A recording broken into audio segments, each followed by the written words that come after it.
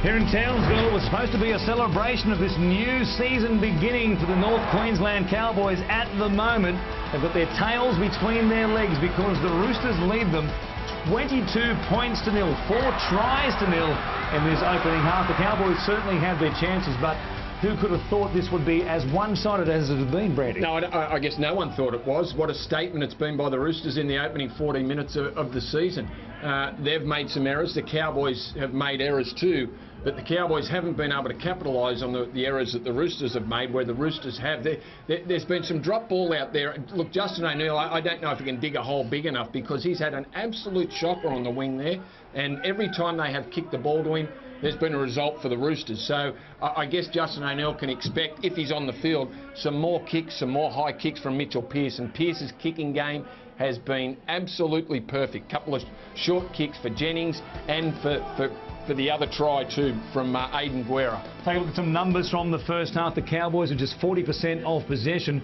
13 of 17 completed sets. The handling, for the most part, given these warm conditions, wasn't too bad in the first half. No, it wasn't. For the opening 20 minutes, it got a little bit sloppy in periods, but every time that the Cowboys made an error, they seemed to pay the ultimate price, and that's a try by the Roosters. When you have a look at it, the completed sets, there's very little difference between the two sides. 3 clean line breaks to the Roosters. They do look a bit sharper with the football. I like what Pearce and Maloney are doing, and it's creating problems for the Cowboys' defence. Well, we mentioned Justin O'Neill. He put down a ball early on. The Roosters certainly picked out their target as far as the Bombers were concerned, and then not long afterwards, Daniel Tupou was able to benefit from it. Yeah, and it was great play by Michael Jennings, who was able to get on the outside. The long ball from McIlwright out to Pearce, and then Jennings just to get on the outside of Matthew Wright. That worried Justin O'Neill, who came in to help Wright make the tackle, which left Daniel Tupou unmarked down the side. How he got that ball out to him, I don't know, because O'Neill was on him quick, and it was just a push with the left hand to get it out to Daniel Tupou for the opening try. It stayed at 4-0 until the 21st minute. Michael Jennings flashing through like only he can off a Mitchell Pearce kick once again. Mitchell Pearce, and as we said, it's been brilliant in the first half. The attacking kicks, bit slow to start with, but that one for the Jennings try, and then Aiden Guerra just dinked it through the defensive line. Guerra did a marvellous job to first keep the ball, and the collision with Michael Morgan almost knocked it free. It spun him around, and somehow he was able to fall on it, regather it, and then fall on it. The go forward from the Roosters has been something that they haven't been able to handle, the Cowboys. Pearce's pass to Maloney put him on the outside of the defender. The inside didn't slide quick enough. Roger Tuivasa-Sheck, as the full-time number 1 for the Roosters, gets the ball from an inside pass, timed his run perfectly to beat Robert Louis, and then set up Boyd Cordner for try number 3. All the Roosters.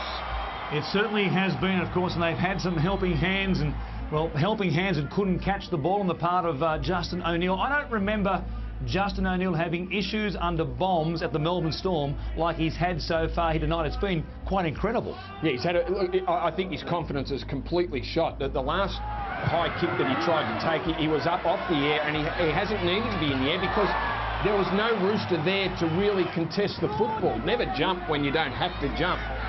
That one, again, just jumped, turned his body, bounced off his chest. And then there was number 3. Well, by this time, he'd lost all confidence and didn't even know where the ball was. I mean, we've seen Daniel Tupou before rattle wingers under high balls. The threat that he possesses under high balls, what he did to David Williams, of course, in the grand final a couple of years ago, for 22 points to nil. The good thing is for the Cowboys, we know they can come back and make a game of this against the Roosters. We saw it last time they played. We certainly did. That was 30. We'll see how the Cowboys get. He tries to keep it alive and knocked it on. Well done, boys. Even though he'd spun himself around and was facing his own goal line, when he looked to pass that ball, he just pushed it forward. Roger Tuivasa-Sheck catching the ball, landing on his backside, and then the footwork to beat Ethan Lowe. He straightens up. He's too quick for Robert Louis and Matthew Wright. He looked on the inside. He had Mitchell Pearce, and then Michael Jennings could have done a better job to position himself to take further advantage of that bust, and there we see the ball. He's calling for a knockback, but it was pushed forward out of his hands. Roosters, keep going. Well, he survived the in-goal almost fiasco. Roger Tuivasa-Sheck to come up with a couple of key runs with his side under the pump. Hold it, boys, hold the run. Heads in. Ball. Quite a remarkable catch he made on his own line at the other end of the field, and then to bounce up like that, do what he did. It was Ben Barber-like from 2012 at his time at the Bulldogs. If Michael Jennings was another yard wider, there's no way Michael Morgan gets to him. He just, in support, he was too close to Tuivasa-Sheck. He could see him slowing down. He just needed to run wider. No one's catching Jennings in the clear. He makes a good tackle on Jake Granville. Granville using his speed right there. Here is Taumalolo. I reckon Jake Granville here in North Queensland is the fastest player in the club over 10 metres and one of the fastest as well over 40. Really can scoot. The backup hooker at the moment for Paul Green, but at the moment Paul Green is watching on, looking rather morosely, you'd imagine, at this scoreboard and this situation that his Cowboys have found themselves in. And again, off the back of so many slow starts to seasons, as we said, 2 of 7 to begin in 2014, and here at home a big chance, admittedly against the minor premiers from last year, but this has been a disappointing effort so far. There'll be a lot of things about tonight's game that will be hard to swallow for Paul Green. I would think the ball that they've had inside the Roosters 20 in the opening 15 minutes of the second half, without the ability to score a try, would be a big concern. Maloney through. He puts the foot down and goes straight past everybody. Cordner's there, looking for his second. It's a double for Boyd Cordner. And you'd imagine 2 premiership points for the Roosters. Well, the Cowboys have thrown everything at the Roosters and they've come up with nothing. They've come up with no points. And the Roosters have now, they look like a tied side, the Cowboys. They look tied in the sheds at half-time at 22-0 down. James Maloney just squares things up beautifully. The inside defence, Ethan Lowe, just hasn't got the speed or the energy to get to him. And he does a great job to position Boyd Cordner for his second try on the inside of Glenn Hall. They look so slow around the ruck at the moment, the Cowboys. They've given it everything. They couldn't crack the Roosters' defence, and as we said at half-time was, when you're down, the heat kills you. And it's a hot, humid night here in Townsville. But the Roosters have, well, they've eaten it up. Some sort of start to this new season for that man, Boyd Cordner. 2 tries in a 5-try performance to this point by the Roosters. Still have plenty of time left as well, almost 18 minutes. And there is Paul Green with former Gold Coast Titans coach John Cartwright as one of his assistants now here in North Queensland. And it'll be a long week before they hit the field. Next week, they're back here at home again next Saturday against Newcastle. No, it's been a great hit-and-run mission from the Roosters to come up here and win in round 1. This side was looking for the Cowboys to win their 12th straight. Maloney converts the second Cordner try. 28 points to 0 it is as we head down to the sideline and Andy. As impressive as the Roosters have been, Brent Tate, North Queensland's early season struggles continue. Yeah, they do. It's happened the last couple of years. We've had really slow starts, and tonight the Roosters have really flexed their muscles, and you know, it just continues a slow start for the Cowboys. And was it, before we go back to you, one member of our commentary team turned 50 this week. A very happy birthday to the old fella next to you. Yes, he's watching on. Doesn't look a day over 49 and a half. Congratulations, Brandy. The bookies are paying out. They said you weren't going to make it. Quite a I've got this far, milestone. I've got this far. Trying to keep that quiet too, Andy. Thank you. And gets past Andy Raven. Spends hours in preparation. Each little nuance and tidbit that he comes up with in a rugby league game.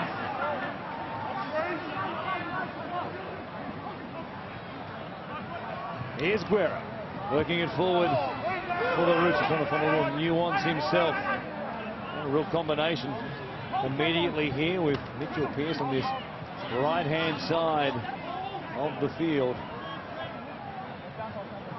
Maloney. Mitchell Pearce, put it in the air. Spiralling, awful looking kick if you're a fullback to try and catch once again, and Morgan quite rightly got nothing to do with that. A comprehensive kicking display by both halves, hasn't it? Pearce and Maloney.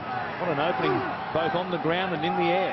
Well, on the ground in the first half, Pearce he gifted his teammates a couple of tries, Boyd Cordner and Michael Jennings, in that first half. But for most of the second half, the kicking has been out of their own end. They have been the ones that have given up the field position. You wouldn't think so looking at the scoreline. Okay. Well, the one area the Roosters have continued to struggle in so far tonight is the penalty count. Trail 6-2 right there, but everything else is very much a one-sided affair when you look at the stats page. 1, 2. Ben Hannant will play it. It's Taumalolo tipping it on to Thurston. He goes flat there to Ethan Lowe. He had Glenn Hall on the inside as well. One-way traffic as far as the direction of the football for the Cowboys tonight. Robert Louis trying to find a direction to the try line and going close to making it. And they've been so close on so many occasions, but just can't crack them. Hall, he gives it to Thurston. Hannant once again will just work it back towards that 20-metre hash mark, and then they'll have a long left-hand side this time. See how they fare here. Taumalolo doing the ball playing. Thurston giving it to Cooper. But again, on the edges of that middle third of the field, they've been tremendous, the Roosters. Guerra, a great tackle there. Thurston, Pearce played at it. Still play on. Morgan picks it up. He can't make it, but it will be a new set of 6 for the Cowboys. Here's Thurston. He wasn't ready. Did knock it backwards. Taumalolo picks it up and he gets monstered from behind. It was Blake Ferguson who got to him. Thurston gives it to Hall. There's been a tremendous display on their own line by the Roosters. Thurston gives it to Louis again on the sweep to the right-hand side. Matthew Wright shaking off that earlier knock. So close once more, and now the Roosters again. You're working around in his hands on the ball. They've made 50 more tackles than the Cowboys. The Roosters have made more errors than the Cowboys. Some of the stats just don't make sense, but the Cowboys just don't know how to find their way across the line. Physically, they are being dominated. The Cowboys have got the ball, but the Roosters are winning that physical battle.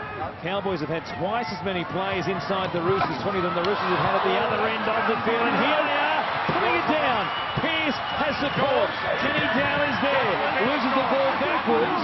And then there was a chance for Pearce to come up with it. I'm going to say it's a knock-on against the Roosters. Well, again, the up and in defence has forced the error from the Cowboys. Kenny Dow, Pearce comes away with the ball, gets away from Witterstein, throws it to his speed man. I don't know which one they're calling a knock-on, but a couple of drop balls. They're happy to call one of them forward. I think the Kenny Dow lost ball in the tackle, the one they were happy to call. Pearce may well have knocked it on as well. Official timeout here as the Roosters get a drink. Trainer, we right? A wipe down, Boyd Cordner, a little bit of scrum. blood. A nick on the head there somewhere. Stay down, Blake. Arm over him. Blake out. What's your lock? Come together. They've got to score surely at some stage, don't they? It's not a short thing. No. The Roosters' defence has been that good. It is not a sure thing. They have shut them down everywhere, on the edges, around the middle of the field. Well, here is Morgan again going to that left edge, and it's Linnets. And the Roosters up inside the 10, or was it a high shot? That's indication there from Jared Maxwell. Either way, another penalty. 8-2, that counts. And Hannant it is who brings it back to the Cowboys. Hargreaves slowly off the ground right there. Taumalolo charging at them. There's been a bit of ball playing in the last few sets as well. Warrior Hargreaves again, well, he has to give away a penalty. And I think we'll have the official warning from Jared Maxwell. And then go forward to the goal line. That just makes it all look messy. Oh, That's tackle 2. Jared Just wait till I call time on. And what do you do? Get on the line, get on the line.